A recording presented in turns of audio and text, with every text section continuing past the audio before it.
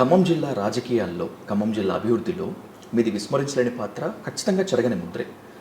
అలాంటి మీరు సొంత పార్టీలో ఉన్నటువంటి గ్రూపు రాజకీయాలని సర్ది చెప్పడంలో, నాయకులందరినీ ఒక తాటి మీదకి తీసుకొని రావడంలో ఫెయిల్ అయ్యారనేటువంటి విమర్శను ఎదుర్కొన్నారు సార్. అంటే ఇప్పుడు మా పార్టీలో ఉన్న నాయకత్వం అంతా కూడా వివిధ పార్టీల నుంచి వచ్చిన నాయకత్వం. మాకు హోమోజినిటీ లేదు. ఓకే, మేమంతా హెట్రోజీనియస్ కమ్యూనిటీ. సో కొంతమంది ఒక పార్టీ నుంచి వచ్చారు, కొంతమంది ఒక పార్టీ నుంచి వచ్చారు. తర్వాత 2018లో సరే అందరం కలిసి పోటీ, వేరే పార్టీల నుంచి వచ్చినా కూడా కలిసి పోటీ చేసాం టీఆర్ఎస్ మీద. సో దురదృష్టవశాత్తు 9 మంది ఓడిపోయారు. ఆ 9 మంది దగ్గర మళ్ళీ వేరే వాళ్ళు వచ్చి చేరారు.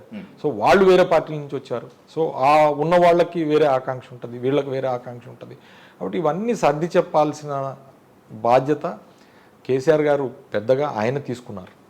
నా పరిస్థితి ఏంటంటే, నేను వాళ్ళకి ట్రబుల్ క్రియేట్ చేయకుండా ఉండాలి. నేను మళ్ళీ ఒక గ్రూప్ పెట్టి నేను కూడా ప్రతి దగ్గర పోయి గ్రూపిజం చేసి నా ఎమ్మెల్యేలను కానీ లేదా నా నాయకుల్ని కానీ ఇబ్బంది పెట్టే పని నేను చేయకూడదు.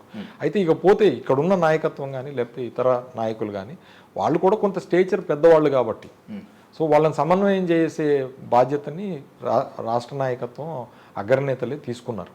సో నేను చెప్పిన మేరకు నేను సెట్ చేయగలుగుతాం.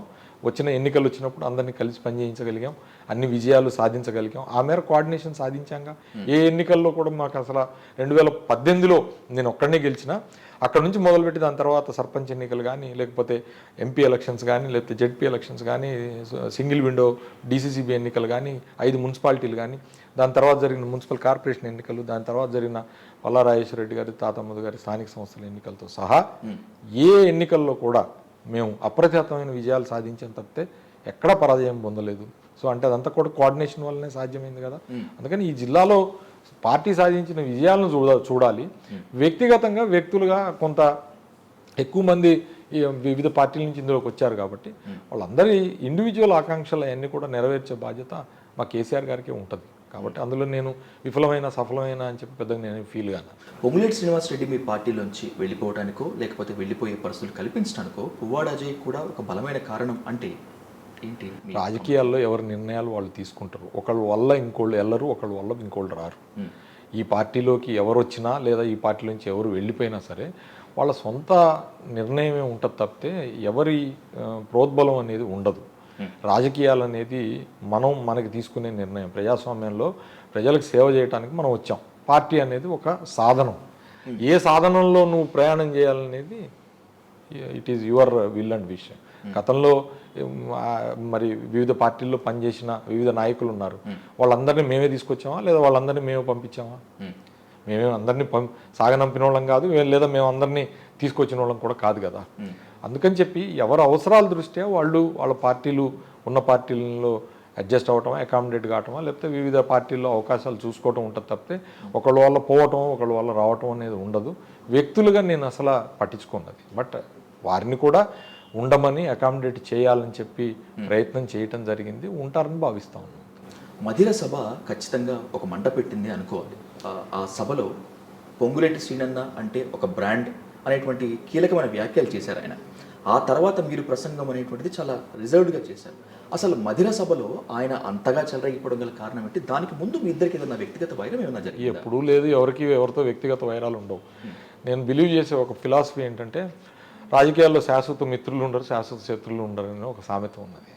కాబట్టి రాజకీయాల్లో శాశ్వత మిత్రత్వం, శాశ్వత శత్రుత్వం అనేది ఎవరు పెట్టుకోకూడదు, ఎవరికి ఉండదు. సరే, మధిర సభలో ఆయన చేసిన కామెంట్స్ ఏవైతే ఉన్నాయో అవి ఆయన వ్యక్తిగతం. దాని మీద నేను ఎప్పుడు బయట మాట్లాడలేదు, లేదా ఎవరికి వ్యతిరేకంగా కూడా నేనేం మాట్లాడలేదు. జనరల్గా మీరు చూసుంటారు, నేను రాజకీయాల్లోకి వచ్చిన తర్వాత కూడా నేను వ్యక్తిగతంగా నేను ఎవరిని దూషణ చేయను. నేను పర్సనల్ విమర్శ చేయడం నాకు ఇష్టం ఉండదు. కాకపోతే ఏంటంటే ప్రతి ఒక్కళ్ళు పార్టీకి అసెట్గా ఉండాలని చెప్పి కోరుకుంటాను నేను.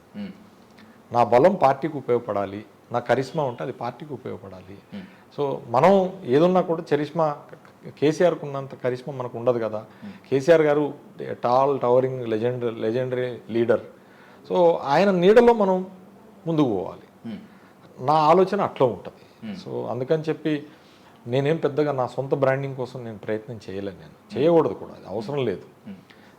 ఏవో ఎక్కడ ఉండాలంటే మనకు అవకాశం వచ్చినప్పుడు మన పాత్ర మనం పోషించేటప్పుడు మనం చేసిన అభివృద్ధి మన బ్రాండ్ ఉంటుంది.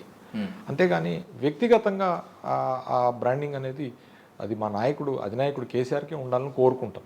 పొంగులేటి శ్రీనివాసరెడ్డిని కలుపుకొని పొమ్మని కేటీఆర్ మీకు ప్రత్యేకంగా చెప్పారు. మీరు కూడా మీ శక్తికి మించి ప్రయత్నించారు. అయినా కూడా మదిర సభలో అది మొత్తం అంతా కూడా బూమ్రాంగ్ అయింది అనేటువంటిది ఒక వాదన ఉంది. నిజమేనా?